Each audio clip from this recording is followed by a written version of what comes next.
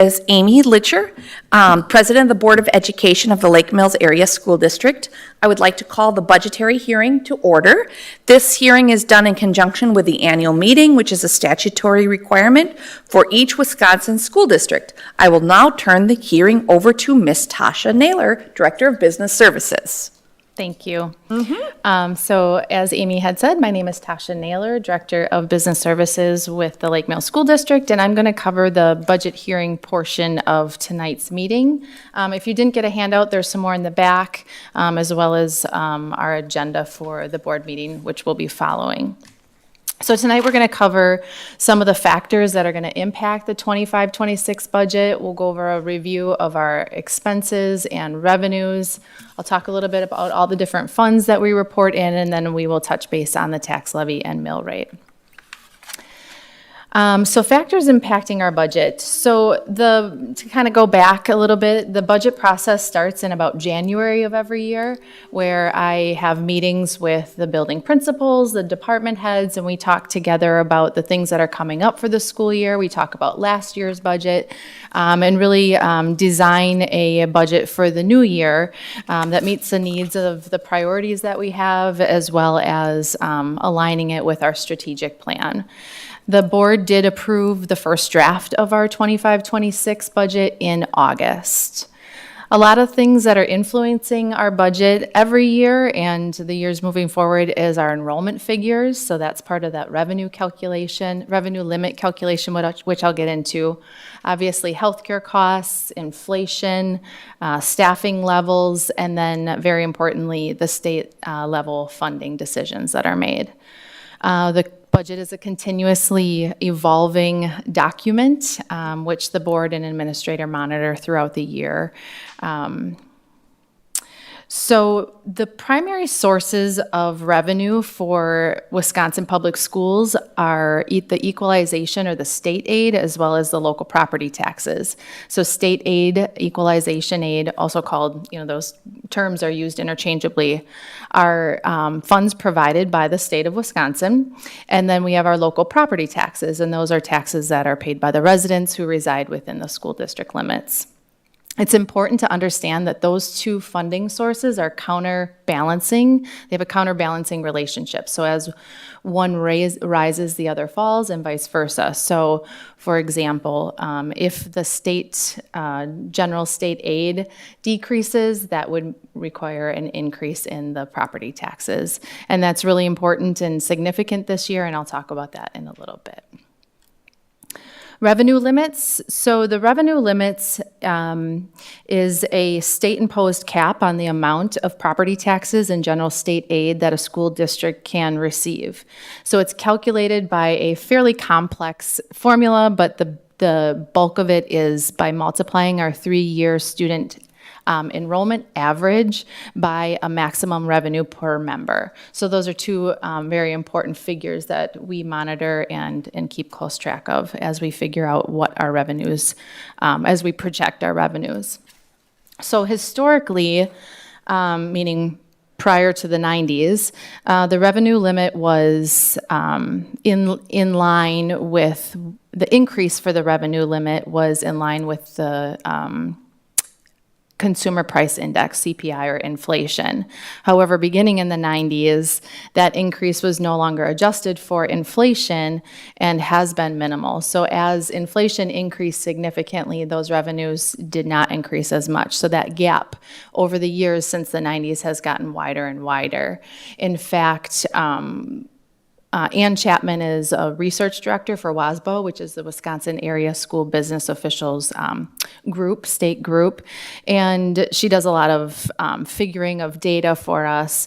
And one of the things that she had calculated was that had the revenue limit continued to rise with inflation, we would have a little over $3,500 more per pupil in the 26-27 school year.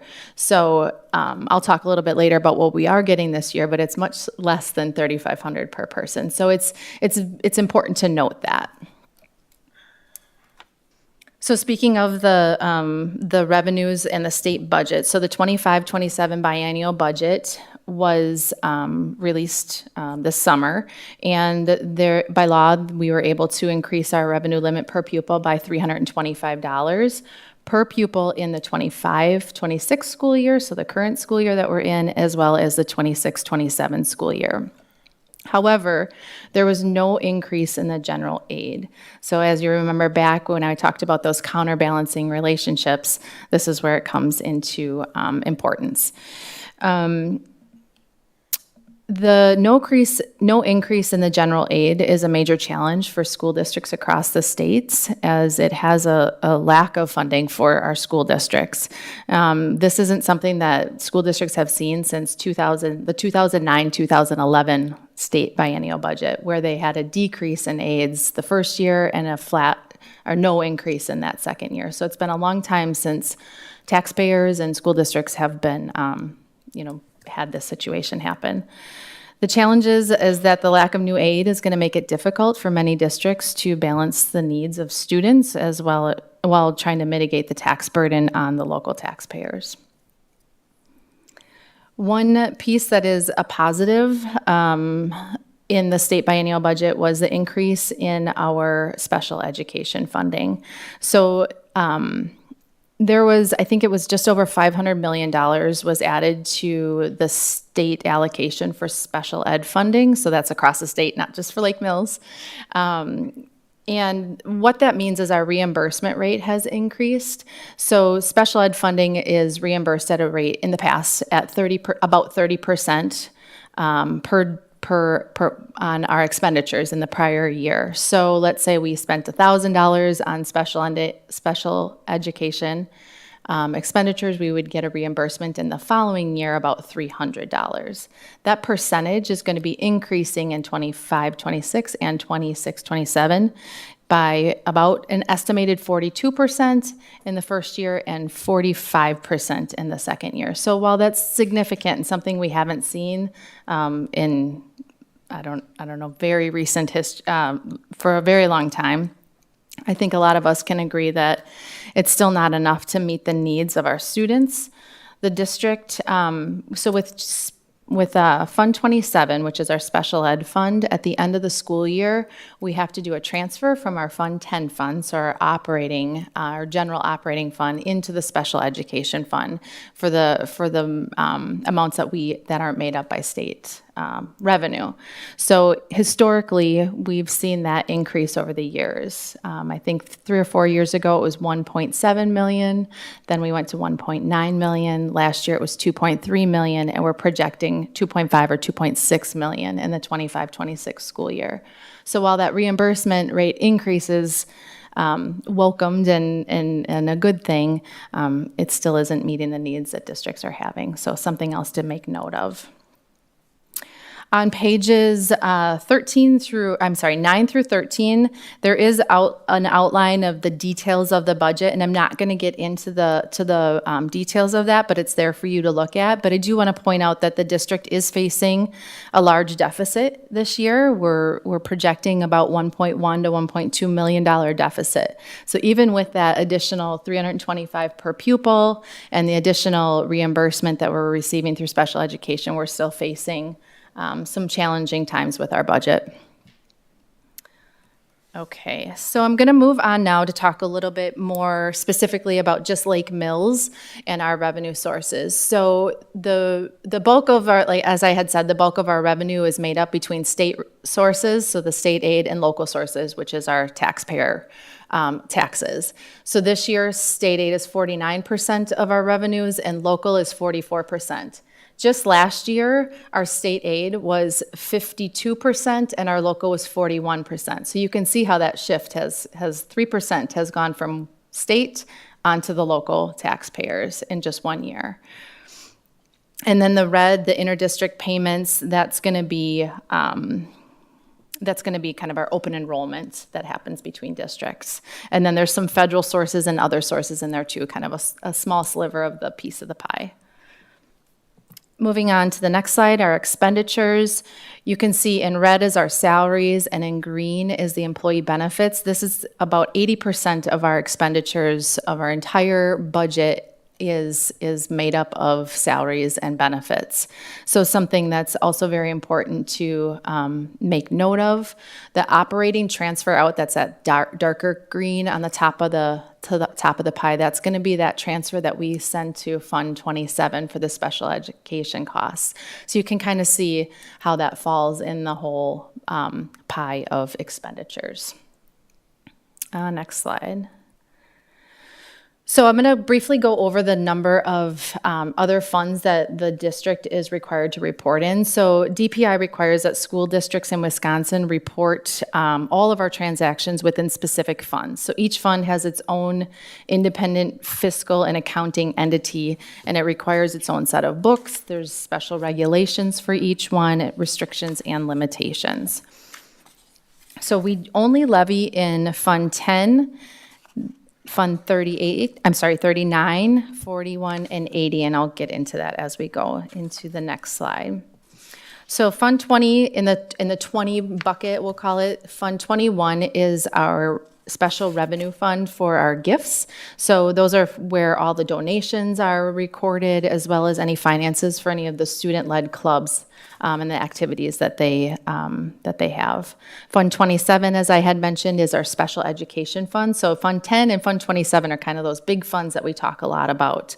The way that the special education fund is funded is through that special ed state aid, that reimbursement that we talked about. There is a high cost aid, which is a formula for some of our students that have over $30,000 in expenditures per year. There are special ed grants, and again, as I had stated, that transfer. Funds 38 and 39 are going to be the debt service funds. So Fund 38 is any non-referendum approved debt. So school districts are allowed to borrow up to $1 million without going to the taxpayers to ask for permission to take out that loan to pay for whatever it may be. It usually is a one-time cost or some sort of a project. Right now, we do not have any expenditures in that fund, but it is something we've utilized in the past. Fund 38 is referendum approved, and that would be anything that is financed through a bond. So right now, that's going to be all of our referendum, the current referendum that we have going on. Those debt payments are recorded in Fund 39.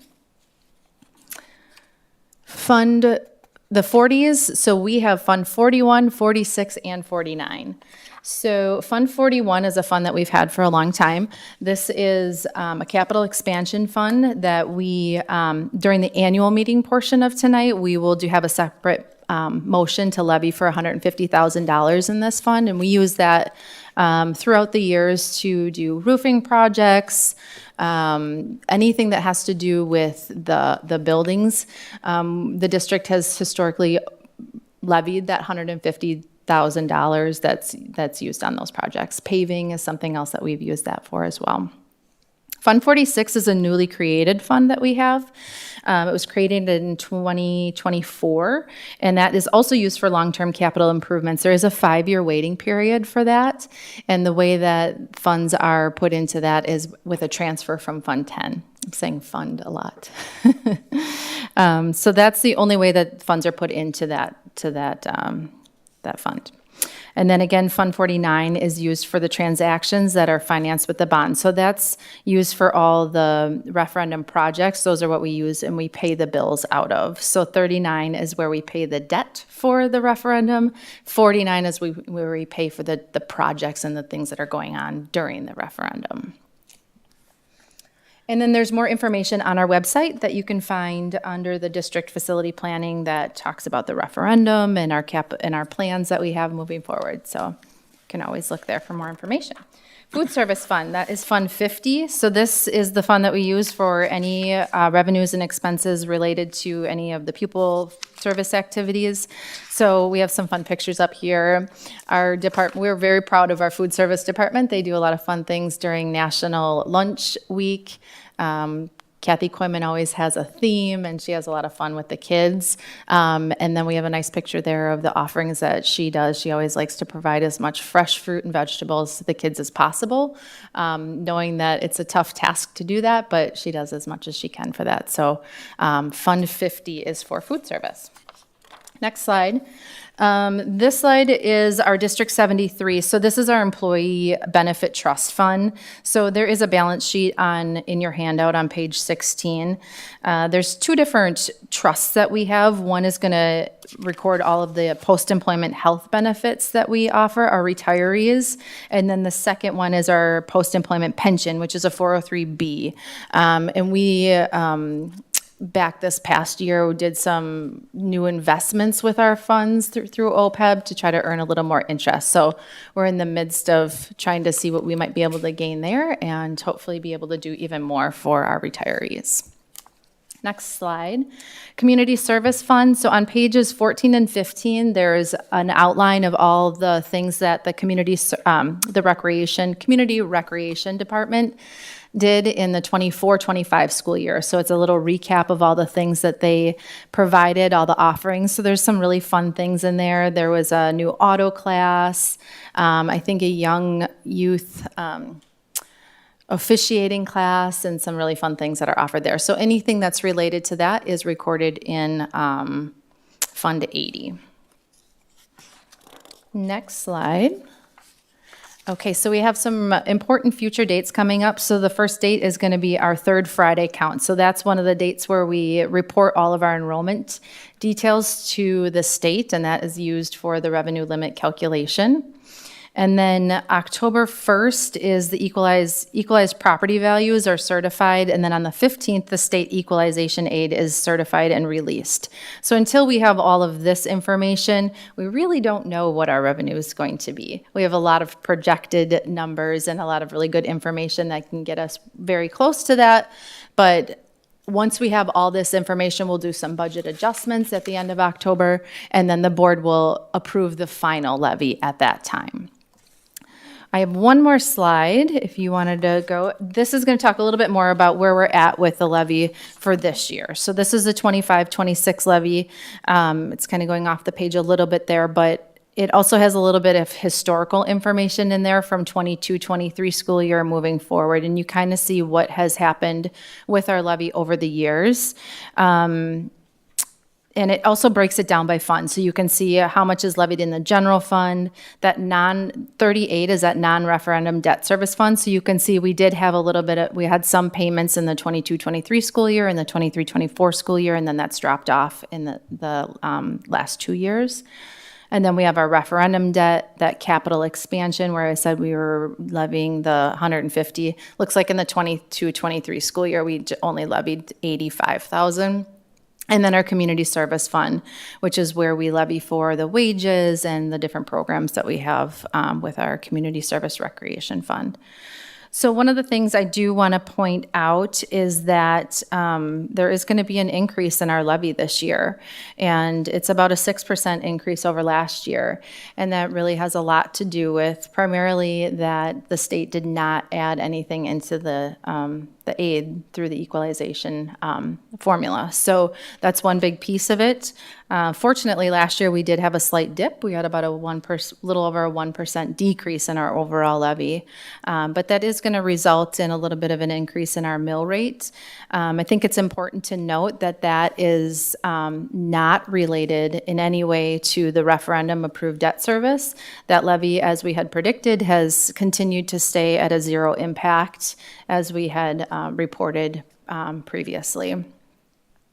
Again, when those equalized values and all those other pieces come out, this will get adjusted, so we'll have a final number after that.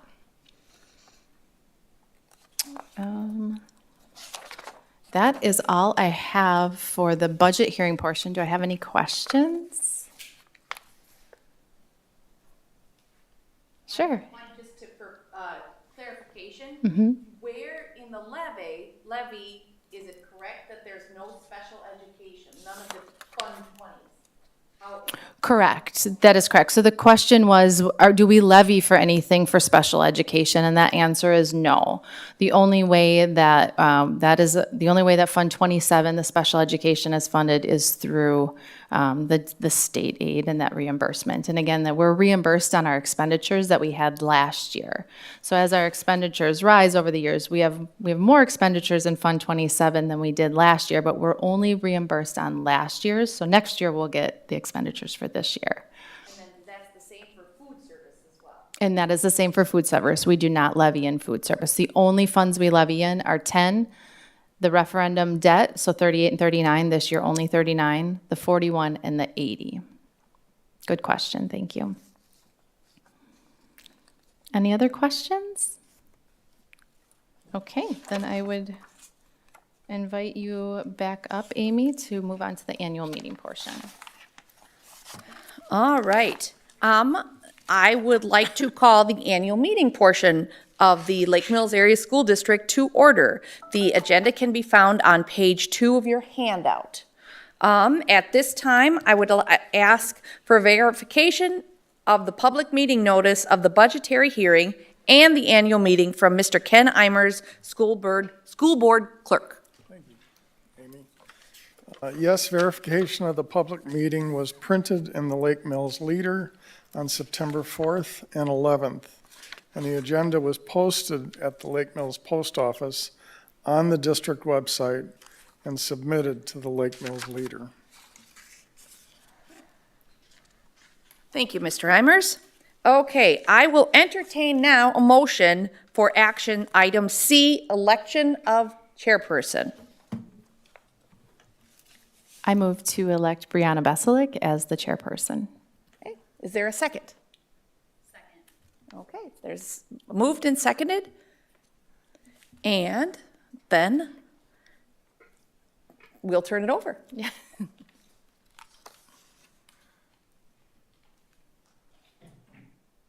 Next slide, please.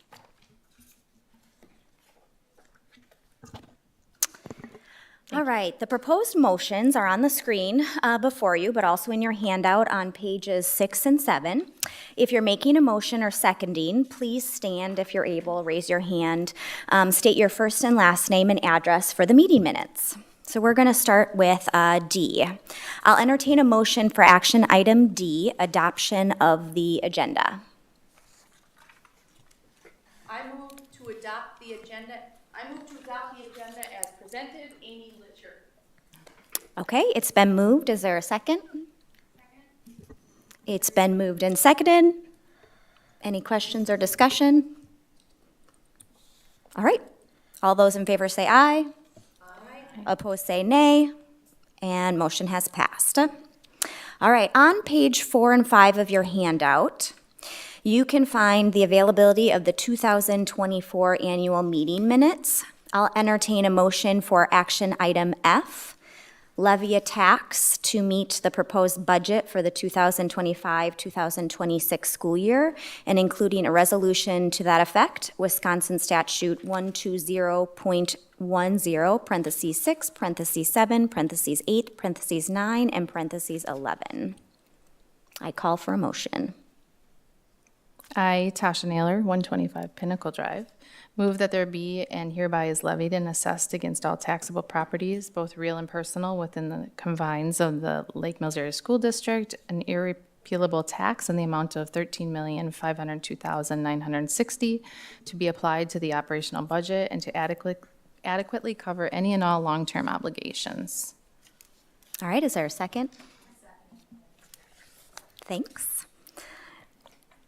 All right, any discussion? All right, all those in favor say aye. Aye. Opposed say nay. And the motion has passed. I'll entertain a motion for action item G, resolution authorizing the school board to establish a 2025-2026 school year for capital expenditures in Wisconsin Statute 120.10, parentheses 10. Anybody like to move the motion?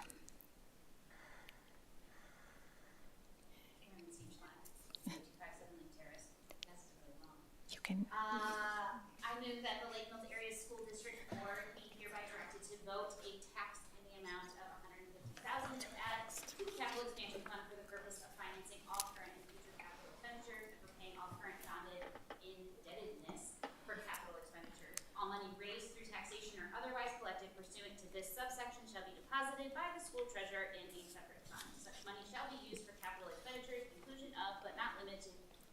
repair, maintenance, remodeling of present buildings and/or site improvements and related to capital equipment and materials. This text will be added to the text. Thank you. Is there a second? Perfect. All right, moved and seconded, approving the resolution. Is there any discussion for that? No discussion. All those in favor say aye. Aye. Any opposed say nay. All right, motion has passed. On to the next one. I'll entertain a motion for action item H, set salaries for the Board of Education.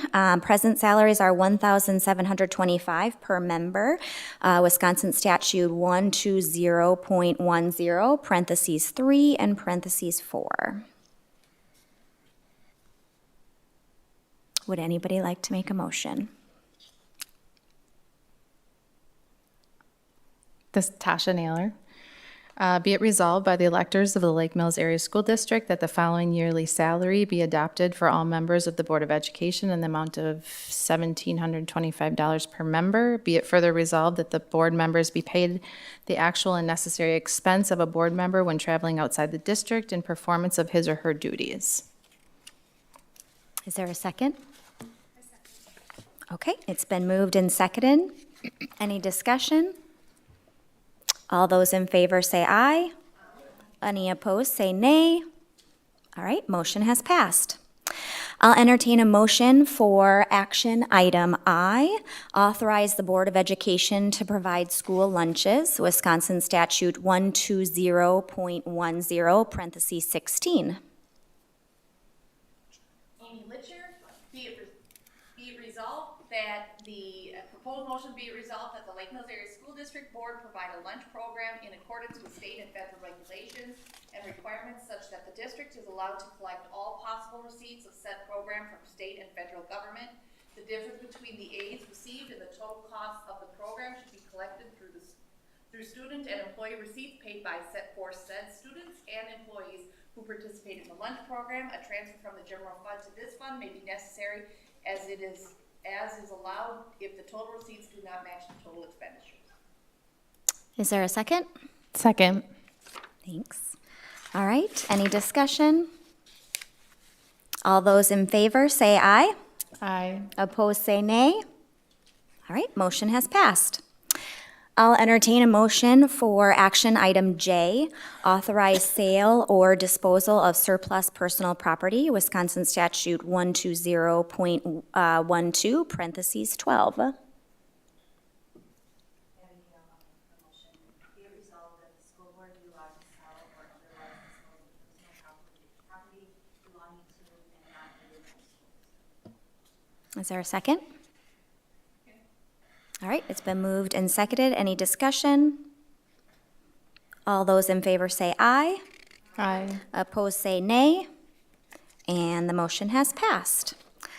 On the screen is still motion. I'll make a motion or entertain a motion for action item K, authorizing the lease of school property not needed for school purposes, Wisconsin Statute 120.13, parentheses 25.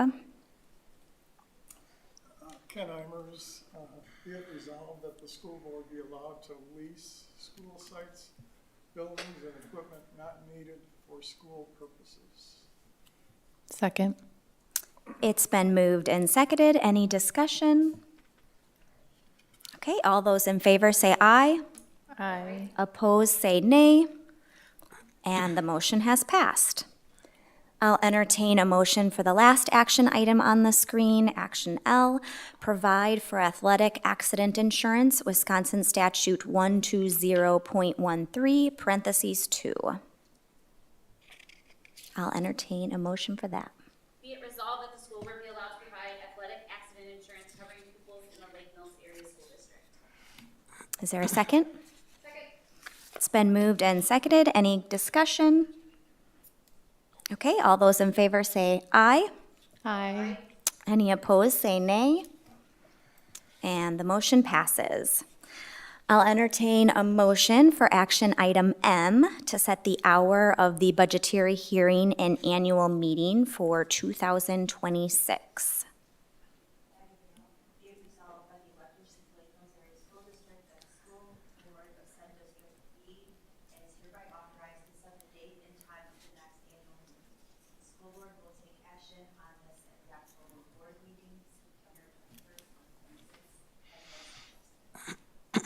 Is there a second? Great, it's been moved and seconded. Any discussion? All those in favor say aye. Aye. Opposed, say nay. And the motion passes.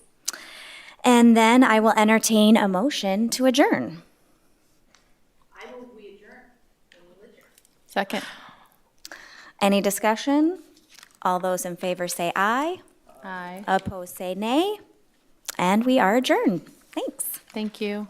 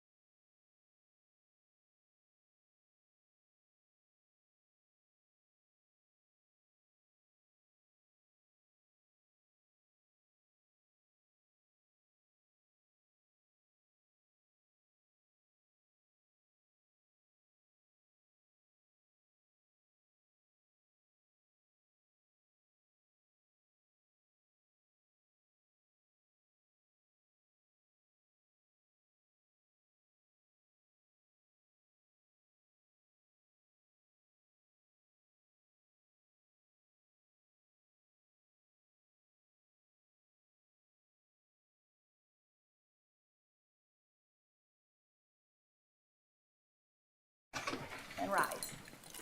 I pledge allegiance to the flag of the United States of America and to the republic for which it stands, one nation, under God, indivisible, with liberty and justice for all. I will request a roll call for attendance. Brianna Beslick. Here. Ken Imers. Andrea Graham. Here. Abby Hill. Amy Litcher. Here. Are there any revisions that the board would like to make to the agenda? I'll move the board approve the agenda as presented. Second. Okay, is there any discussion? Hearing none, I will ask for a roll call vote. Brianna Beslick. Aye. Ken Imers. Aye. Andrea Graham. Aye. Abby Hill. Amy Litcher. Aye. All right, moving on to administrative reports, Dr. Olson. Good afternoon or good evening. I'm excited to have Miss Leslie Myers and Miss Audrey Vincenzi introduce some of the students that went on the Spain and France trip. This is one of those trips I wish I could have gone with.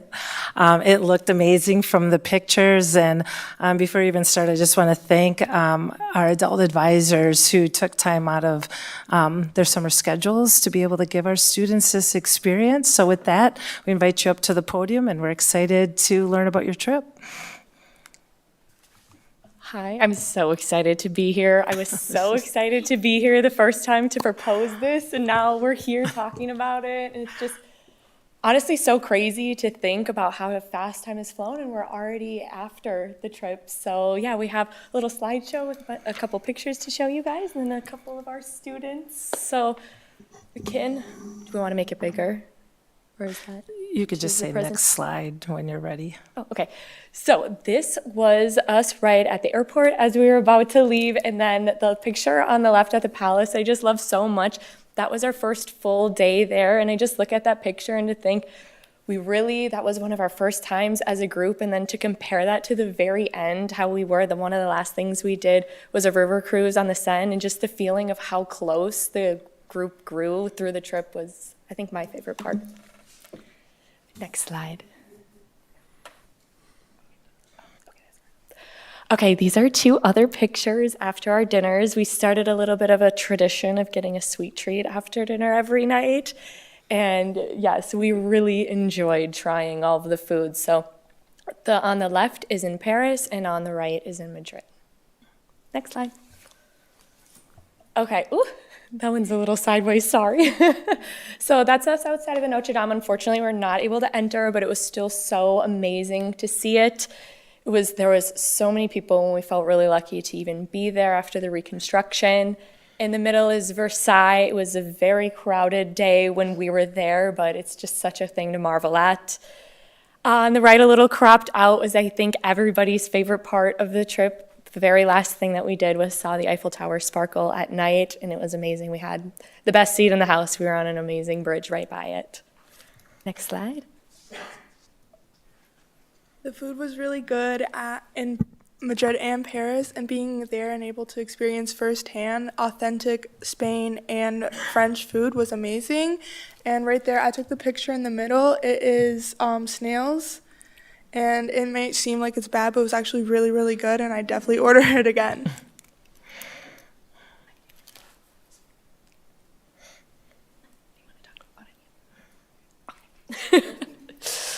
All right, another one of our very, very favorite things. We started off in Madrid, and it's a super walkable city.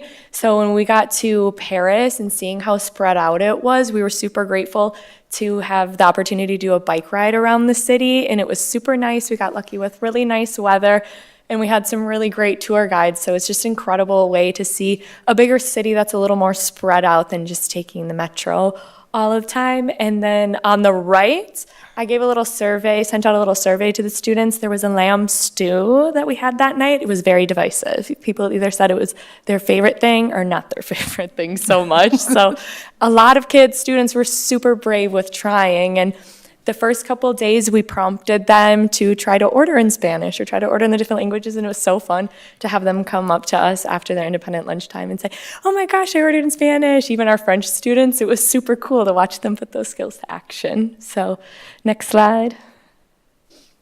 It's a little cut off on the left, but I do have to shout out Mr. Quinn. Our students were so excited to see Winged Victory, something he loves and taught in class in the Louvre. It was the first thing that greeted us on our way to the Mona Lisa, so we were super excited to see that. I know Trish and I were super excited at the opportunity to go to the Real Madrid football stadium. That's why I wore my Real Madrid shirt. And then seeing Picasso's at the Reina Sofia. It's awesome to watch people experience fine art. The masterpiece of one of the greatest artists of all time. It was really cool to be able to provide that opportunity. And then last slide is just a couple other pictures, some favorite memories that we went to. It was a really incredible trip, right? So yeah, I'm so grateful for you guys for allowing us to do this. I'm so grateful to the community for all of the support throughout our fundraising events and just preparing the kids for this trip. And I'm so grateful to the families that were able to and willing to allow their students to come with us. So, yeah. And to Mrs. Audrey Vincenzi. I could not have done this without her. And Mrs. Ellen Russell. Food was great. Food was great. That's our consensus, right? Thank you. All right, do we have any questions? Oh, yeah. Girls?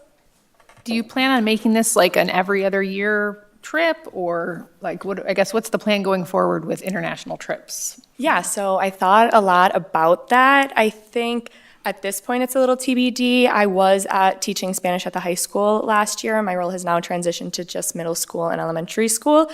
So just trying to figure out the logistics of that. I would really love to do another trip. We have a couple ideas around something that if we did a similar trip to this, so a dual language Spain and France trip, we would really love to do a homestay element. So we've done that in the past where you spend a couple days in one country, the French students go to a homestay for 3 days, we drop off the Spanish students for 3 days, and then we all meet back together with the French teacher or chaperone staying in France and one staying in Spain. So we would love that opportunity just to increase the language portion of it and not just as much the cultural. So yeah, that's kind of what we're thinking, but we'll see. I might be back in the spring.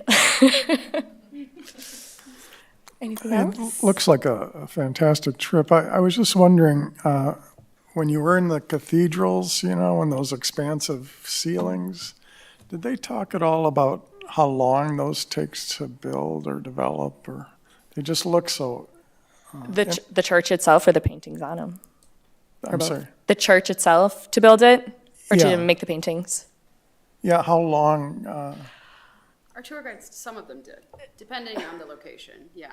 Yeah, I would say from what I know, probably like 30 years. No, he's asking Oh, if the sorry. tour guides educated us in the cathedrals as we went through them. Oh, yes. Sorry, I totally misunderstood your question. We saw a lot of, I don't know if I need to be at the mic, especially in Toledo where the mosque that was turned into a Christian church. So we got to see a lot of educational, religious, just mixing depending on the culture that took over. So we could go through Madrid and we would see the Arabic style windows and the kids could pick it out, and we were quizzing them as we were going through town and stuff. So we got a lot of education in history and culture and food. Thank you. Yeah, we had a lot of really amazing, informative tour guides. So we felt really lucky because, We were very fortunate. yeah, we really hit the lottery with a lot of them.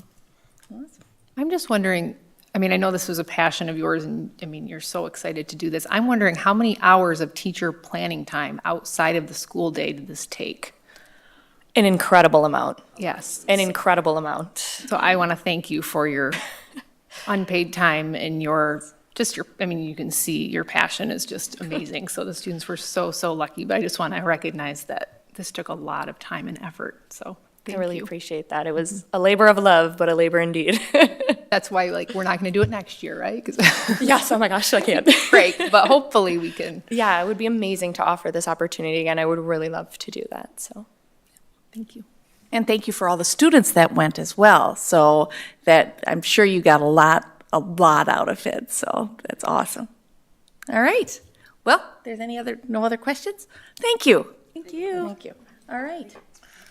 All right, I'll continue with my updates. I just wanted to make everyone aware that the Wisconsin DPI changed their cut scores on our school report cards. We'll be receiving last year's school report card in November.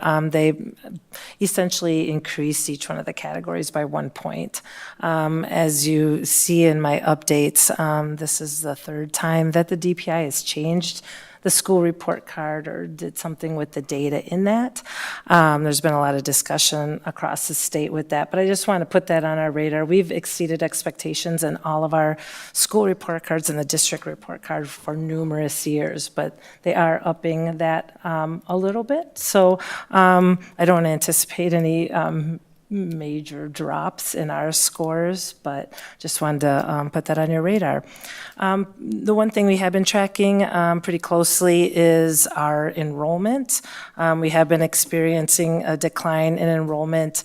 And we've talked about this at the last few classes at the high school have been rather large, and that was kind of the end of the large classes that we've seen that were anywhere from 125 to maybe 130. So this year's graduating class is still this is the last of the big classes. It's 126 students. The trend we see on the front end is probably closer to about 90 to 95. So I would expect that next year would be the last year of a real decline in enrollment, probably down by the 26 students difference. The nice thing is we've been hanging on to that trend of about 90 to 95 students or so per grade level. With that though, with the last of the bigger classes graduating from the high school, it probably will mean taking a good look at staffing at the high school just because those numbers now are down and there's smaller classes going into the high school. This is not the third Friday count. As you heard, the third Friday count is this Friday. I plan to bring a more in-depth enrollment slideshow back to the board in October, just even talking about some of the demographics we've seen, trends in our students that are economically disadvantaged, and just being able to see like what's the makeup of our students now that are entering at that 4K kindergarten first grade level, and are there any adjustments we may need to make based on that. Can say we're pretty solidly at 5 classes across the board. We haven't lost enough students that we would go down necessarily by a whole section. So, which is a good thing because our space still really only allows 5 sections per grade level across the board. And then I'd like to preview the Wisconsin School Board Week because we won't have another school board meeting till the end of October. Just wanted to make people aware that Wisconsin School Board Week is October 5th through the 11th. We'll be celebrating the vital role that our school board members play in shaping the strength and success of our district and community. We definitely appreciate the commitment that it takes from every single school board member. You can see by the salaries that were approved in our annual meeting, it doesn't come close to accounting for the numerous hours that all of you put in as school board members. So we will have some kind of fun stuff for you that first week of October. And that concludes my report. All right. We'll skip over the high school report, and then we'll move right into Mr. Chuck Olson, the middle school principal, and the middle school beginning of the year update. Well, hi, everyone. Thanks for having me tonight. I just wanted to give a quick update on just how our school year kicked off. And to start, I guess, the reality is our school year kicked off before the actual school year kicked off. We took 10 teachers, along with myself and Mr. Hegstrom, to the SAIL Academy, which is where we kind of examined our data from last year. We really looked at what we think of a theory of action for how we can impact that data, and we set our school goals at that meeting. Ms. Kiefer in the back there was one of the teachers that was with me, and we spent 3 super intense and very impactful days there, and learning together and really setting a course for the rest of the school year. And we kind of made our roadmap for how we plan to reach our school goals. So that was in early August. And then for our students, we had 30 web leaders this year, 8th grade web leaders. Web stands for Where Everybody Belongs. And it's like an induction program for our 5th graders. And so, but before the 5th graders come, our 8th graders get trained on how to welcome those students, teach them about what it means to be a middle schooler. And so they spend 2 days getting trained. Ms. Voigt, the other teacher in the back there, is one of those trainers for those teachers and leaders of our web program at the middle school. And they spent 2 days doing that, and then on August 28th, they welcomed all of the 5th graders, or all that could attend, to the middle school before school started in that morning from 7:45 till 11:30, getting those students, 5th graders, comfortable with the school. They do some like introductory games. They get to know the web leaders. Those web leaders stay their web leaders throughout the entire school year. So they have like their shirts made up, and on certain days throughout the year, they go down to the 5th grade classrooms and they kind of do some games with them. They just are there as, again, mentors and supports for our 5th grade students.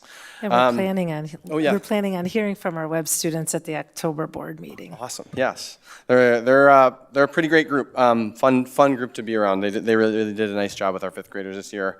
And we had, I think, about 95 of our 5th grade students showed up, which is almost all. I mean, we have about 110 5th grade students, so a very high percentage of our 5th grade students were there on that August 28th day.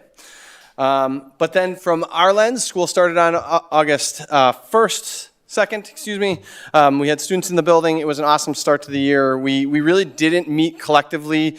Last year we met on the first day like in an assembly format. We didn't do that on the first day. We actually moved that to the second day. We wanted our students to get comfortable in their classrooms with their teachers, kind of building those routines of the normal school day. But on the second day of school, on the 3rd, Mr. Hegstrom and myself met with all of the students. We met with a 5th and 6th grade assembly in the gym, and then a 7th and 8th grade assembly in the gym, mainly just for space purposes. But we went over like our school core values, kindness, engagement, and leadership, and how our students can live up to those core values and what uphold those core values in our building. So it's kind of set our expectations with them. Mr. Hegstrom really did the bulk of the work in that meeting and did an amazing job. He's been doing an awesome job as the Dean of Students at the middle school, taking over that role. So that was our first week. We are now moving into kind of our assessment, first assessment session, I guess, for our iReady assessments are going on as we speak. Our teachers are going to be using those data from that assessment to start planning and individualizing the instruction for our students throughout the rest of the school year, really. So that's kind of where we're at right now. Our sports have been kicked off, so the middle school feels like it's back in the flow of normal middle school day to day. It's been a really phenomenal start to the year. We've really got a great population of students. Our teachers are doing an amazing job. It's been a fun start to the year.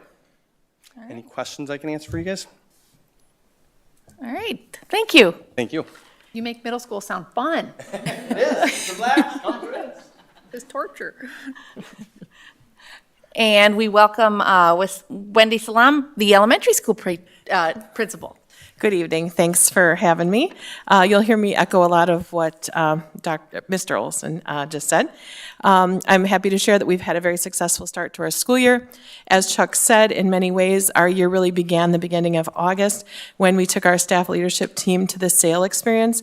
It was really valuable during that time. We really looked closely at our school data, identified our priorities, and set clear goals and action plans. So this really has created a nice foundation and framework for us to build on for our school year. So that felt like a great start. But we know it's not really official until we get our students and families in the building, which started off in a really nice way with our Ready, Set, Go event. I feel like we're building upon that every year just a little bit. We have our popsicles with the principals out front, where Brad and I have music going and we're handing out popsicles. The PTO creates a balloon arch, so families are taking photos there. PTO had a customized water bottle for every student at their seat. There was a clothing sale of LCAT gear, but then most importantly, they were greeted by their teachers who are really excited to see them and have that really personal one-on-one time. Everyone signs up for a time, so they have, it's a short time, it's about 15, 20 minutes, but they have one-on-one time, families and teachers, just to get to know each other a little bit before that school year starts. So that's when it really got going. As you know, this is our second year with our collaborative classroom literacy curriculum. Our teachers are already raving about, wow, my students are already, doing this. They're reading for so long already in first grade. So it's built in those routines and procedures, but because students did that last year, they're finding we're able to spend less time on those and really dive into the learning faster. And so I've heard just a lot of really positive comments from teachers that are really happy with where students are already just at the very beginning of the school year. And of course, our classrooms are most importantly building community so students can feel safe and in trusted spaces so they can take risks and learn. So we spend a lot of time, especially at the beginning of the year, with our morning meetings and all of our building our community and getting to know each other. In addition, as you know, in math, we're now in our third year of Bridges.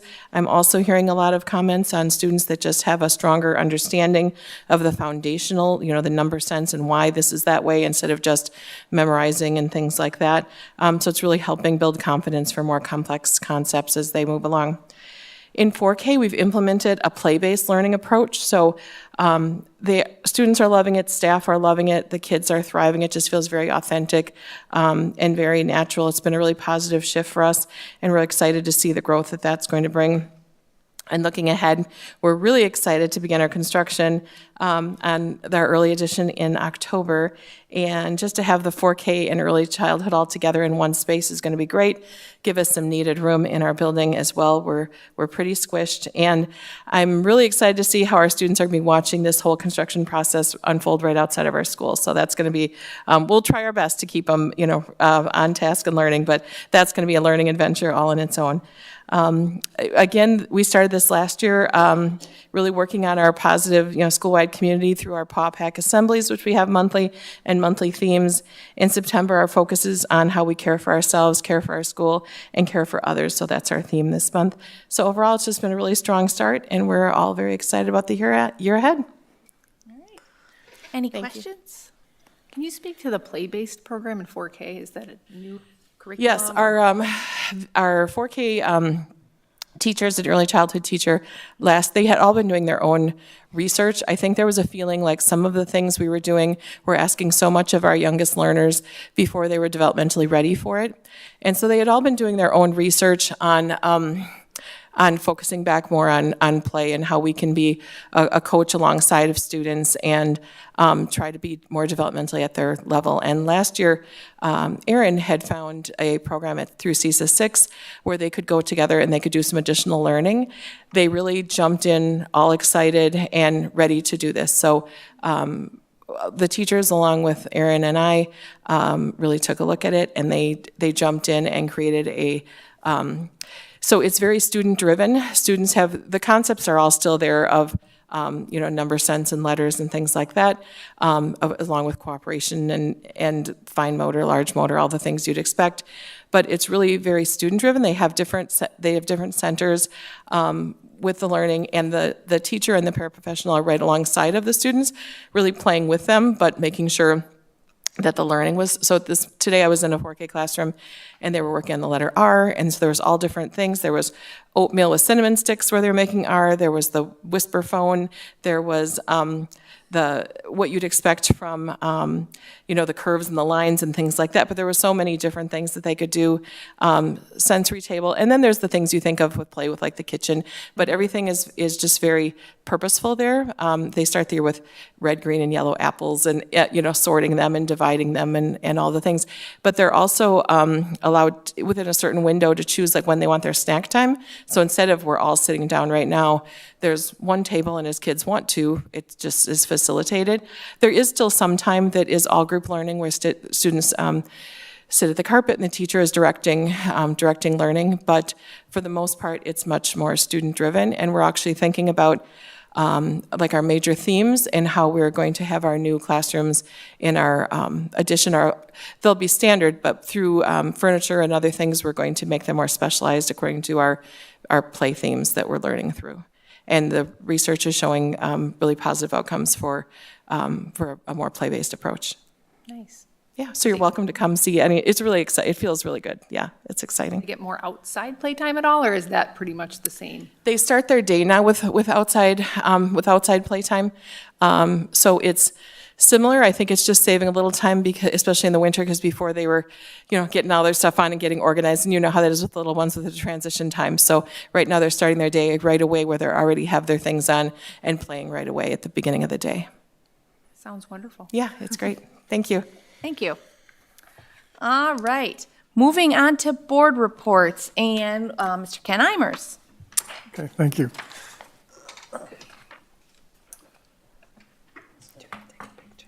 We're asking Esteban Moreno to recite the official oath of office as he becomes a student school board member.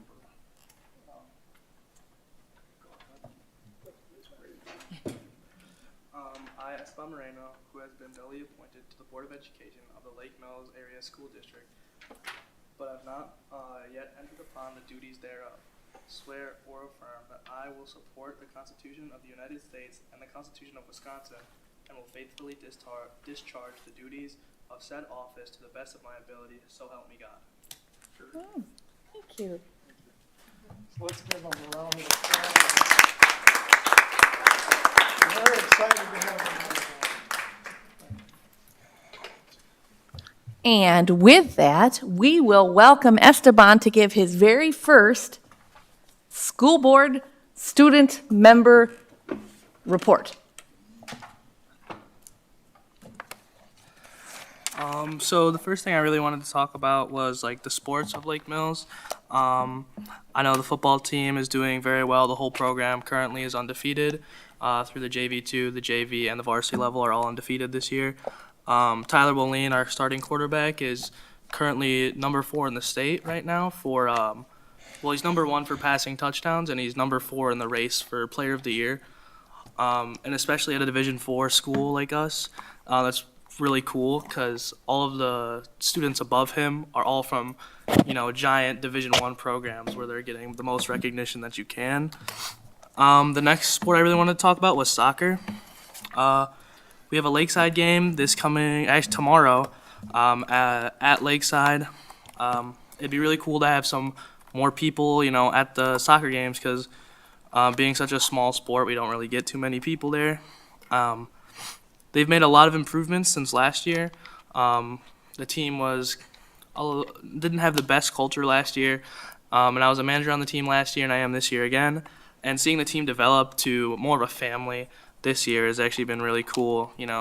We see a lot more of the players hanging out outside of just a team, and it's really cool to see them developed over the year of becoming not as much friends as to becoming a family. We also have cross country. They have a marshal meet this week. I've talked to a few of the cross country athletes, and they've said that their team's doing pretty solid.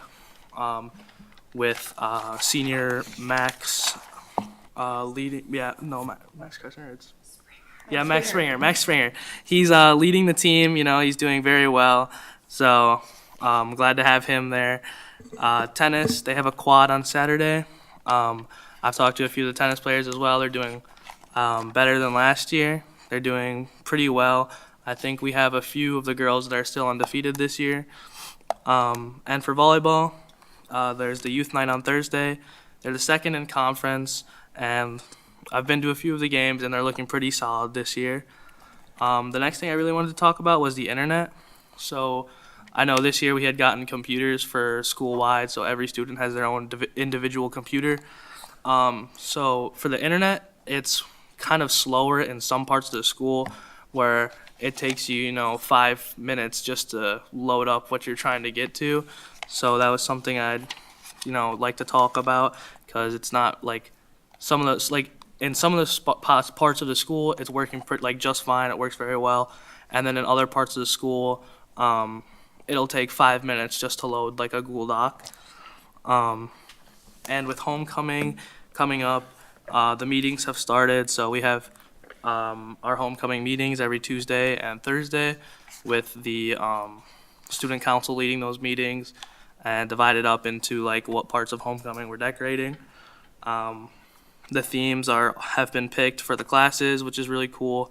The seniors have Wizard of Oz, the juniors have Harry Potter, the sophomores have, I'm not sure what the sophomores have, but and then I was also told to talk about the State of Education address because I will be in attendance.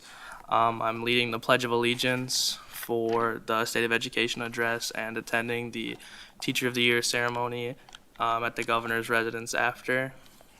So that's really cool. I get to bring my parents along with that on Thursday. So that will be a really cool experience to have. So thank you. I just want to add on to that. You've had kind of a nice school career of leadership. Esteban was chosen for the Rotary Youth Leadership Camp, which I got to drive him to, and everything was quiet in the van on the way there. And when I picked him up, I think everybody at that camp knew who Esteban was, and everybody loved him. And then fast forward, when he was elected as the state superintendent at Badger Boys State, which led into being chosen to lead the Pledge of Allegiance here on Thursday. I could just say we couldn't be prouder of you, Esteban, as a school district, and we're excited to also have you have a seat on the school board as well. Thank you. Thank you.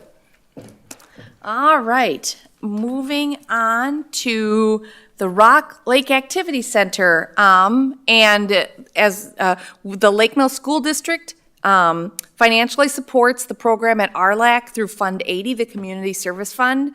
And RLAC, Rock Lake Activity Center, has taken over the day-to-day operation and programming for the Senior Center. And here's Renee Weedle, the RLAC Director, for our presentation. Hi. Thank you. As Amy said, my name is Renee Weedle. I'm the director over at the Rock Lake Activity Center, more commonly known as RLAC. I want to thank you for inviting me here today. I'm excited to share a lot of what the seniors are doing over at RLAC. As you can see up here, I have RLAC's mission statement. Overall, our goal is to provide health and wellness activities for people of all ages. So I have a few pictures. I know they're kind of small and blurry, but you can see the bottom left is what we call Friday Fun Day. So when 4K doesn't have school on that first Friday each month, we do kind of like an open gym for them, where we have the bounce house and some other toys and games out in the gym, and parents can just drop in and bring their kids for an hour or 2 hours.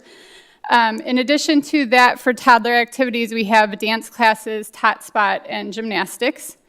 On the top left, you can see one of our cheerleading groups getting ready for the Town and Country Days Parade. In addition to cheerleading, we also have kids yoga, ukulele, dance, run club, volleyball, and some gymnastics classes. On the top right is one of our group exercise classes. We have group exercise classes for all ages, but mostly for adults. In addition to group exercises, we have weight rooms, cardio rooms, and then this session, actually today, we're starting adult ukulele and adult ballet class this week. But the bottom right is what I'm here to talk to you about today. That is a picture of a group of seniors meeting after one of their classes. In April, our seniors got together and voted to rename themselves RLAC Senior Connections, so that's what I'll be referring to them as. Next screen. I know it might be hard to read, but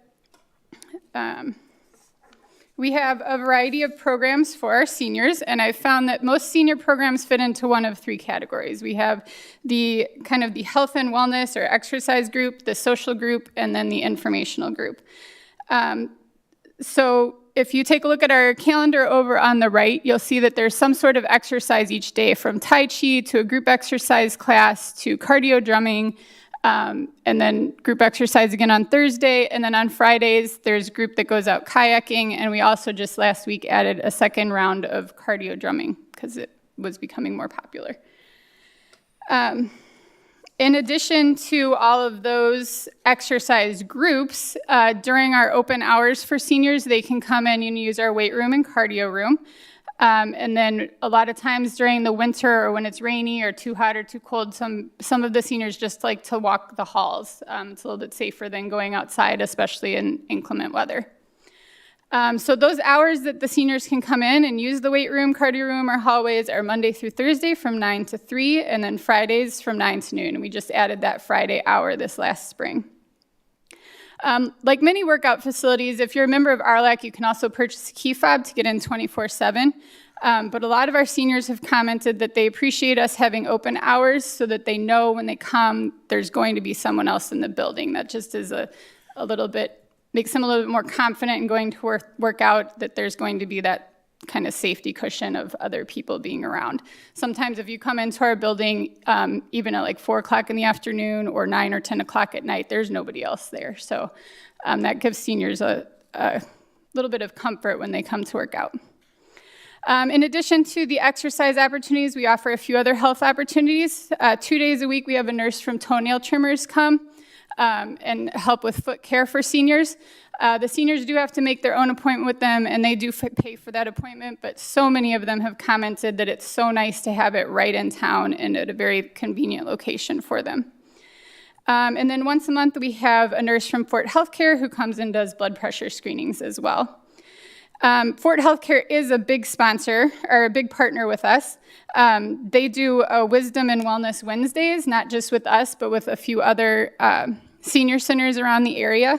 So one Wednesday a month, they'll have some sort of health topic. So that means they're coming to Senior Connections 2 to 3 times a year with that health topic that they'll present about.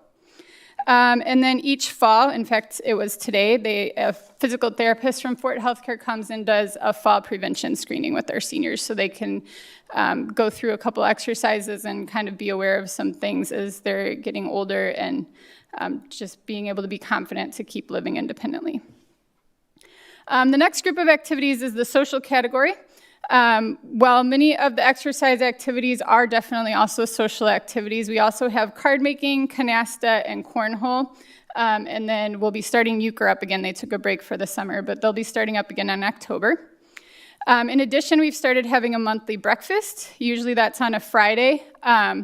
So last month we did yogurt parfaits where RLAC provided the yogurt and people brought a topping to share, and we did the similar thing with waffles.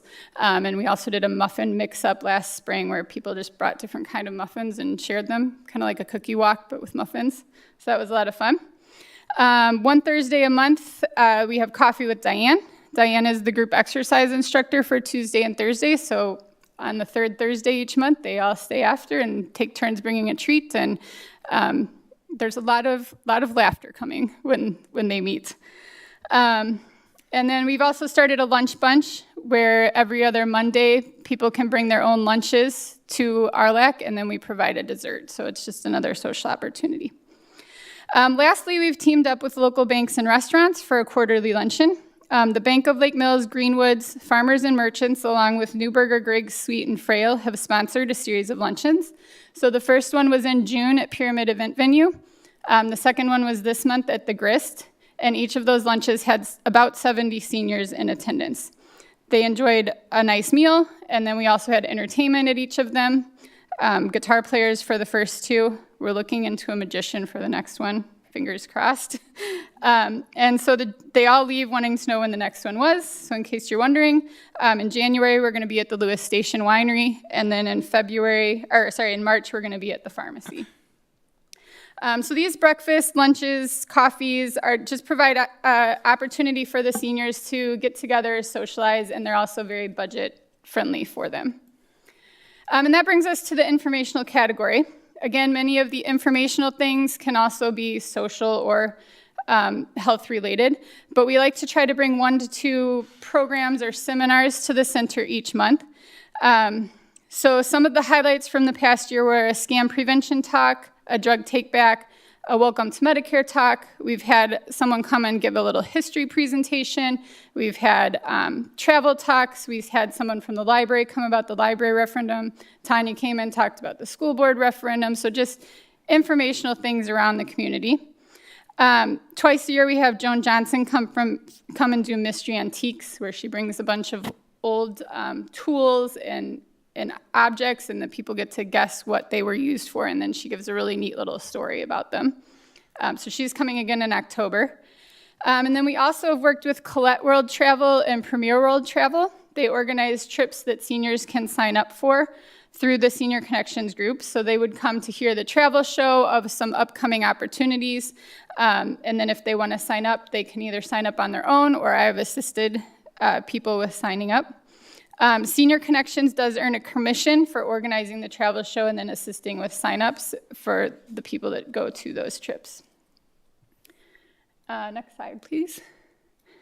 So that brings me to future planning and programming.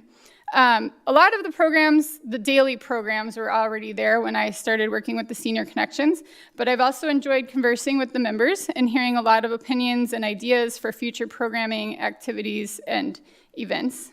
So for example, a member came to me and said they heard about a skincare for older adults that they heard about happening in a Madison Senior Center and wanted to know if we could bring something. So I've been working with a dermatologist from UW-Madison that does outreach programs, and she's hopefully going to be able to come in November.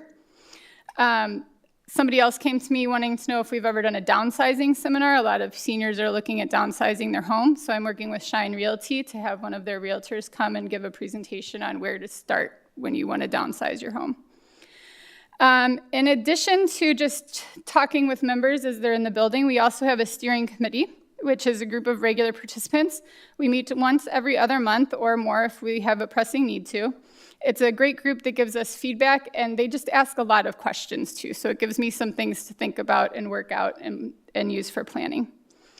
Some of the future things that we're planning are a Halloween gathering and then a Christmas lunch. The neat thing about our Christmas lunch and also a spring luncheon that we do is that the high school show choir comes to perform, and they are always looking forward to seeing them. And then we're also, like I said, working on our January and March quarterly luncheons. Next slide, please. So that is all of our programs, but you might be wondering who is coming to all of these. So we have a sign-in book that when senior members come in, they sign in and out of the book. And so I looked at the numbers a couple different ways. Our daily attendance from April of 2024 through August of 2025 was about 29 people a day. There are some days that are more popular than others. For example, the group exercise days get a lot of people. The gym is full on group exercise days. And then I did notice that our summer participation was down a little. For example, in March, we were averaging 45 people a day. In April, we were averaging 37, but in June and July, it was down to 31. That doesn't really surprise me. As you may know, the main part of RLAC is not air-conditioned yet, fingers crossed. And just our RLAC membership goes down in the summer because people are traveling or prefer to exercise outside and take walks and things like that outside. So then I decided to compare months from 2024 to the same months of 2025. So in May of 2024, we averaged 25 people. In May of 2025, that was up to 31. The same trends showed in June and July, so it seems like we're averaging about 7 more this year than the same months of last year. So it shows that our name is getting out there and people are coming to see what we're all about. And then returning, which is the good part. A lot of the programs average anywhere from 4 to 30 participants. Like I said, group exercise, the gym is full on those days. Things like euchre and card making might not attract as many people, but they're still important activities that get seniors out in the community and socializing, and that's just good for overall well-being. In fact, they don't cost a lot for us to run, and our card making group actually makes cards to sell to the community. So if you're ever in need of a greeting card for a birthday or a graduation, they make one specifically for graduation. You can stop by RLAC and buy one for $2. That money goes back to the senior center to buy their supplies for card making. And we have a lot of RLAC members that come in and say, hey, got any senior cards? I need one for such and such event. So it's kind of connecting the senior community with the rest of the RLAC community as well. Next slide. So we're thankful to be working with the school district to fund the Senior Connections. However, we've also looked to the community for other support. Bingo, they have bingo every other Wednesday. That's one of our bigger events as well. It is a larger expense though. So we play 14 rounds of bingo each time. So we need prizes for 28 rounds of bingo. Sometimes 2 or 3 people win at the same time. So that ends up being a lot of prizes. So we have asked area businesses to sponsor. I know it's kind of small, but that's the list of community sponsors for bingo on the left.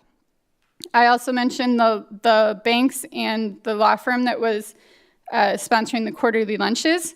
We also had the Modern Woodmen of America come and ask if they could sponsor anything. So we did a grill out and cornhole tournament this summer, which was a lot of fun. We hope to make that a regular thing. And then we have participants who donate to Senior Connections. And lastly, we had a bingo player say, hey, let's do 50-50 raffles at bingo. So we started doing those as well since we had the raffle license already. Next screen, please. That's really small, I know. So I hope you had a chance to look at it ahead of time, or if you get a chance to look at it afterwards, you can send me questions if you have them. But this is our profit and loss report for January 1st of 2025 to June 30th of 2025. You can see at the top that there is half the year of the school district. That's a $20,000 there because it's just half the year. As well as income from our lunch, some of the lunches that we've had, and sponsorships for those events. And then at the bottom, you can see what we use that money towards. Like I said, if you look at that closer on your own computers or you have questions for me later, feel free to email me. Next screen. The next thing I want to touch base on is new equipment. Both RLAG members and senior members have come to me with suggestions of new equipment for our cardio room and weight room. And then I go and share those suggestions with our board. When purchasing new equipment for the cardio and weight room, we have used RLAC money, even though it might benefit seniors more than our general RLAC membership. This SciFit is a great example. What you do is you sit on it, and it's kind of like a step machine, and it also gets your arms involved. The seat turns to the side, so even somebody that has trouble with mobility can turn the seat to the side, sit down in it, and then turn it back forward. We purchased this machine last summer at the suggestion of some of our senior members, and with seniors in mind more than our general RLAC membership. And since RLAC has purchased it for our cardio room, we did not put that on our Senior Connections profit and loss report. However, this machine has helped our workout rooms be more welcoming to people of all abilities levels. And I've had a lot of people that I'm showing around, and they kind of are very timid when we go into the weight room and cardio room. It can be very overwhelming if you're not used to using the equipment. And they see that, and they're immediately like, that's something I can use. So it is nice to have that. And there's a couple other suggestions that we've had, including a hand pedal bike that some seniors have asked for. We do have recumbent bikes, so they don't have to climb on the regular bikes. And then we also have, like I said, treadmills and ellipticals. All right, next slide. So I just want to thank you for having me here today. I think you were sent copies of our newsletter, but if anybody would like a paper copy, I do have some here. Just hand them out, or does anybody want one? Paper copy? Does anybody have any questions? Are there any questions? I was just going to say, if there's a senior watching, or if you have a senior at home that might benefit from this, what are the hours, or how would they get in contact or try to become this part of the Senior Connections? So there is a membership form online, but we also have paper copies at the center. So they could come anytime between Monday and Thursday between 9 a.m. and 3 p.m., or Friday from 9 to noon. And I'm actually there more than those hours, but those are the hours that somebody would be able to help them get the membership form filled out and shown the lay of the land and everything like that. And if any of you would like to come by and see, I'd be happy to give you a tour and show you what's going on as well. Okay. Any other questions? All right, thank you, Renee. Thank you. All right. Moving on to the facility referendum update. I forwarded the minutes from the last core meeting to all of you. Just some highlights from that. We talked about the batting cages at the high school, setting it up in the new gym or in the upper gym, so how that would go, and then additional just requirements from the city at the elementary site, and the additional hoops that have to get jumped through at the high school, and then just talking about just some of the layout at the general layout. But if there's any questions. Probably our biggest thing is the groundbreaking coming up at the elementary site. We sent out invitations. We've got some photo ops. It won't be a community-wide one. It's just a smaller one held during the day. But we have the CAT team invited because we definitely want to continue to acknowledge the work that they did for 14 months. But we're really excited about that upcoming event. We're actually going to break ground probably that first week of November. They'll stage the equipment and they'll actually start digging in the dirt. I just love that the 4K classroom is going to get set up for the teachers to try out the new furniture for what they, Yes, might want. I mean, that's just amazing. I mean, it was nice that Wendy and Aaron had already been working on the curriculum with the 4K teachers, so they really, with working with that group, they really knew exactly what they wanted. Part of the RFP that we wrote really asked for a trial set of furniture, and so they are providing that to the teachers at no cost. Some of that furniture will be able to keep and repurpose. Doesn't have to stay necessarily in that 4K room, so that was part of what we looked at when we were selecting furniture vendors. We're really pleased with our furniture vendors so far. Our rep is very, very creative and really listens closely to what the teachers are asking for. So once we get that staged on October 3rd, we should have the board members walk through and just see the different furniture that's in there. And those are the kind of things, like I work in a school built in 1966, and those are kind of the things that don't get replaced, the furniture and the shelving and things. So what we have is not that it's going to last for 70 years or whatever, but it's just these things have to last a long time and need to be durable. So I think it's really nice. And just something for the community too, like referendums do cover, all the furniture and things like that, because those are pieces that the day-to-day budgets don't always cover, things like blinds or furniture and things like that, replacing it. So it's really important to do it right the first time. I would add on, right now, they're feverishly working in the auditorium. There are no lights or any of that because the electricians are in there, so we're working through the lighting upgrade, trying to get that done in time for the fall production. So that's been underway since this summer.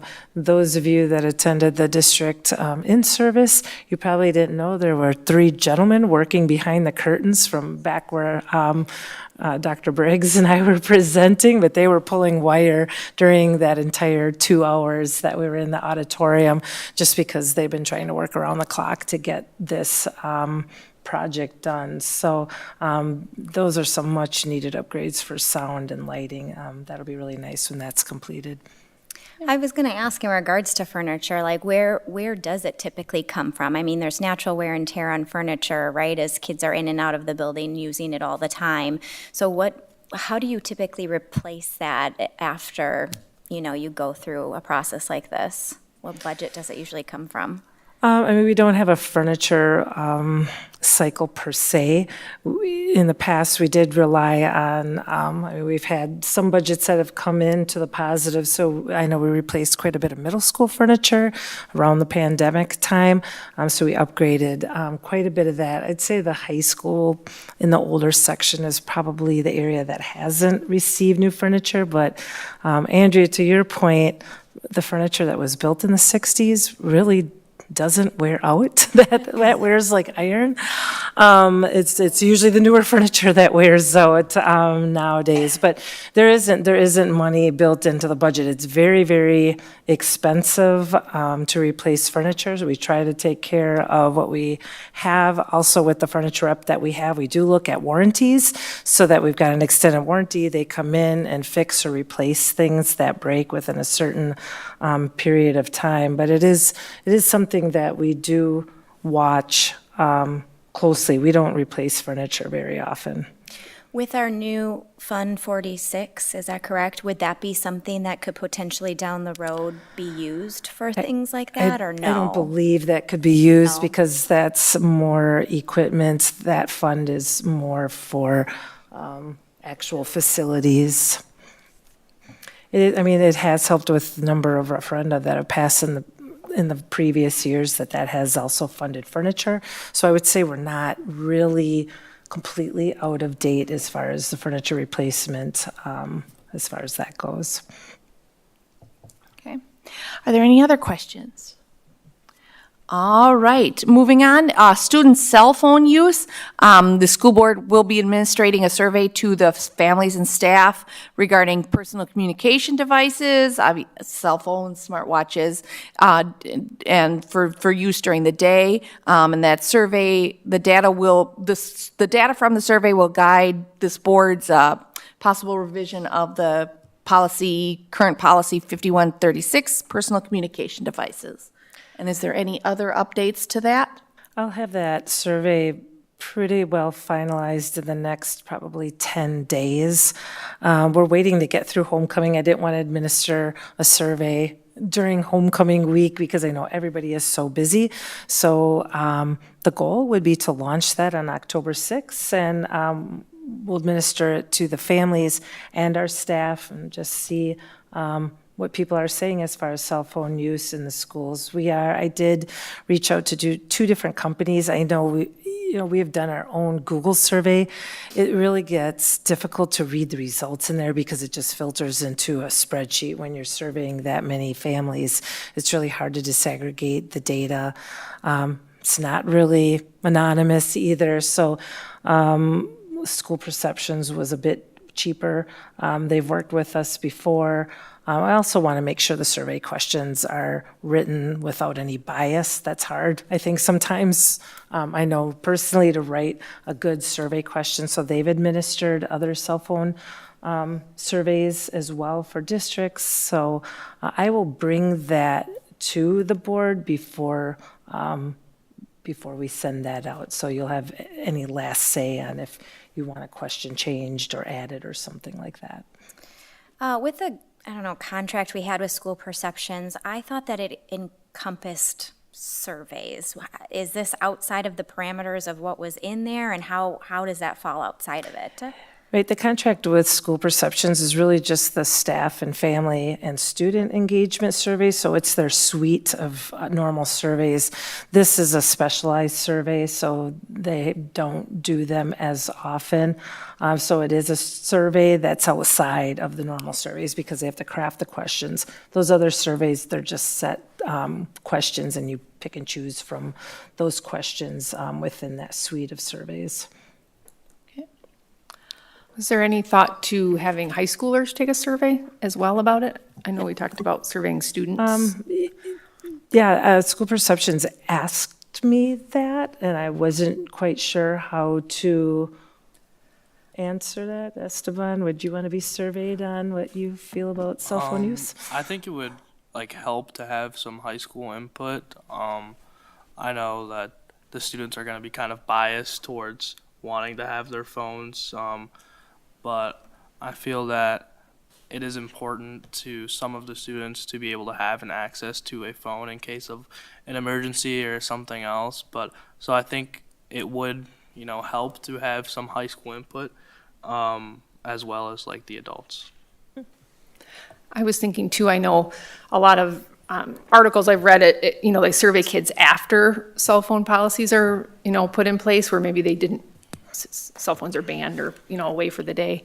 And so it might be interesting if we do survey students first to see a year later, if they take it again, what their perspective is. Because I kind of am predicting they're going to want the cell phones, but I wonder if a year later, if there weren't cell phones, if they might say, actually, it's a good thing, so just to see a change in perspective. I watched Belleville High School go through that, and they actually had 2 students present on that each month and give an update, because same thing, there was a lot of students that were not really in favor of that. And it was interesting each month, the students' perspectives and how they changed, I guess, as the year went along. But it was nice, I think, for that board to be able to hear from the students directly about how things are going. Are they working well, not working well? Mm-hmm. So. Yeah, I'd be in favor of it if it's not too much more money. Absolutely.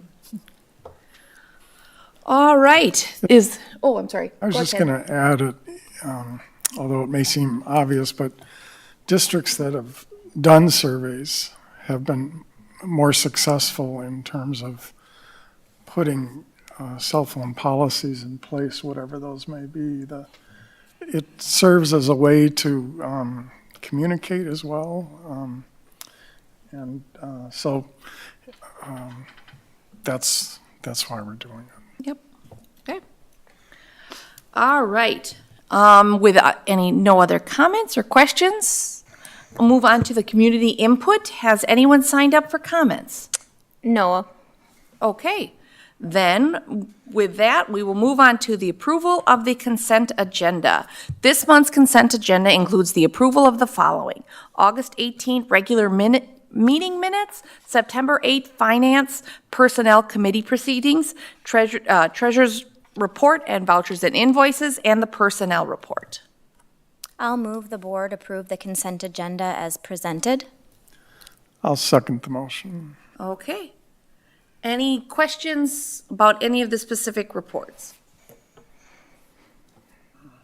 All right, hearing none, I will ask for a roll call vote. Brianna Beslick. Aye. Ken Imers. Aye. Andrea Graham. Aye. Abby Hale. Amy Litcher. Aye. All right, action items, moving on. 6A, supplemental stipend for professional staff was discussed at the last Monday's committee meeting, and this is the approval of that discussion. So, I'll move the board approve a one-time $1,000 stipend for all teaching staff in the 2025-2026 school year. okay, is there a second? I'll second. Okay. Any further discussion? Questions? Amy, do we want to just clarify that the reason this is done as a stipend, one is we do not have the funds to add this as a base building wage, but also we have now seen how, like, the discrepancy between our teaching salaries and our surrounding districts' teaching salaries. They are probably anywhere from $3,000 to $5,000 lower than what our comparables are. So I know the board discussed not doing a base building raise because we need to be able to balance our budget. So this will be as kind of a see how it goes, look at the district finances in the next year or so. I know the board is weighing, going to a possible operational referendum due to everything that Tasha presented with less state aid, less money from the legislature. So I just wanted to clarify why that's being done. Okay. So, any other questions or discussion? Hearing none, I will ask for a roll call vote. Ken Imers. Aye. Andrea Graham. Aye. Abby Hale. Brianna Beslick. Aye. Amy Litcher. Aye. All right, moving on. My computer is not working, but District safety. okay, yes, the district safety plan, per Act 143, school districts are required to submit a copy of the school safety plan by January 1st. We are we have to obtain school board approval far in advance of the January 1st requirement, and then the school safety drills and evaluations will be submitted at the December board meeting once they are conducted. So, and the school safety plans are not shared with the publicly due to the confidential nature. So, I'll move the board approve the district safety plan as presented.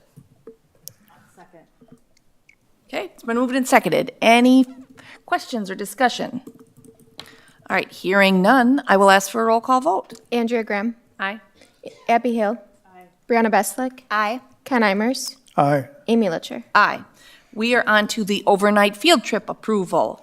The overnight field trips have to be approved by, if it involves one or more overnight stays, and that includes foreign travel, and so it has to be approved by the board. The board is being asked to approve the following field trips: a varsity field trip to Cocoa Beach, Florida on March 29th through April 2nd in 2026, the National FFA Convention in Indianapolis, October 29th through November 1st, 2025, FFA Mission Impact Leadership Conference, Wisconsin Dells, November 13th and 14th of 2025, Wisconsin FFA Halftime Leadership Conference in Stevens Point, January 16th and 17th, 2026, and Wisconsin FFA Mission Leadership Conference, Stevens Point, Wisconsin, March 20 through 21, 2026. I move the board to approve the overnight field trips as presented. It is understood that the board will incur no cost and will accept no liability for any funds lost for any reason. I'll second the motion. Okay, it's been moved and seconded. Any discussion or questions? I just wanted to add, I think of course, the FFA activities are wonderful. And I think the varsity baseball trip is kind of new, right? Mm-hmm. And very exciting in Yeah. terms of they were invited down to a training center, if I remember, yeah. So that's a real nice feature for baseball. Yeah. Any other questions or discussion? Hearing none, I'll ask for a roll call vote. Abby Hale. Aye. Brianna Beslick. Aye. Ken Imers. Aye. Andrea Graham. Aye. Amy Litcher. Aye. All right, the 2025-26 board goals, as can be found on the website at the school district. These are the goals we made at our committee meeting, and it involves goals following the pillars of the strategic plan. And I don't think I'll read them now, but anyone can find them on the website, so. I'll move the board approve the 2025-2026 board goals as presented. Second. It's been moved and seconded. Any discussion or questions? Hearing none, I'll ask for a roll call vote. Brianna Beslick. Aye. Ken Imers. Aye. Andrea Graham. Aye. Abby Hale. Amy Litcher. Aye. All right, we are on to the action item gifts section. And again, I'm surprised and always amazed at the community support of the school district. And so I will ask for a motion to approve the gifts listed. I'll move the board to thank the generous donors for their continued support for our students and programs here in the Lake Mills Area School District. We have got the Girl Scout Troop 2585 for their $500 school supply donation, and the Moravian Church for providing some back-to-school treats for our staff. Is there a second? I second. All right.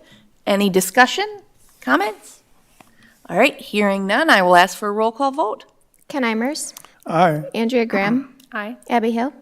Brianna Beslick. Aye. Amy Litcher. Aye, aye. Okay, 7A, upcoming board agenda items. At their next October 27th meeting will be held here at 6 p.m. And the regular board meeting has been moved to the fourth Monday of the month to set the levy and conduct the business meeting at the same time. So at that time, we'll be setting the levy, or we'll have a web presentation, enrollment update, third Friday count, update on continuous performance reports. We'll add the high school start of the school year report, and then the action items will include Start College Now request, early graduation request, and then we'll go into a closed session for presentation of Dr. Olson's goals for this upcoming year. So, with that, we can move on to 8A adjournment if there are no other things to bring up. I'll move to adjourn. I'll second. All those in favor say aye. Aye. Opposed, same sign. We are adjourned.